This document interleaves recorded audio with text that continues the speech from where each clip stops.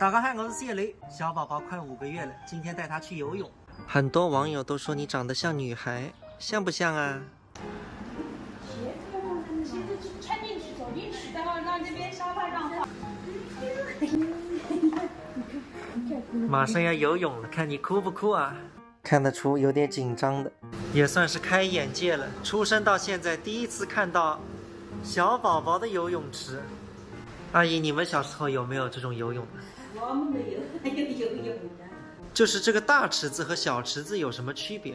啊，这个就是0到3个月的，就是小宝宝的，就是1厘高。那我们这个马上5个月了，在哪里游？5个月是在这边过渡池。哦，是那个4到6个月的宝宝。这个水母爱拉游泳，上海有70多家，苏州只有这一家。泳池水温还需加热，所以先来游乐区玩一会儿。室温要保持在26度左右，然后水温我们要那个35、6度。哦，那个。啊，叶扣子啊，别哭别哭别哭，游泳了，开心的。甜甜。后面的小朋友也来了。2、3、4、5、6、7、8。这是趴着游的。对，这是最安全的泳池。那边看。第一次肯定有点紧张的吧？都正常。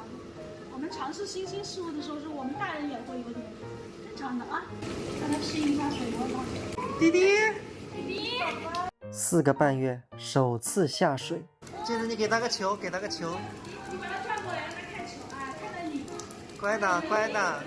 弟弟，马上有2个小姐姐来陪你啦。小姐姐，弟弟看看姐姐。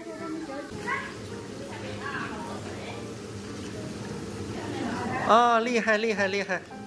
啊，游好了游好了，人生第一次游泳结束在，开心啊！游泳一会儿要1罐奶才能补回来。洗个澡回家。今天游泳开心的。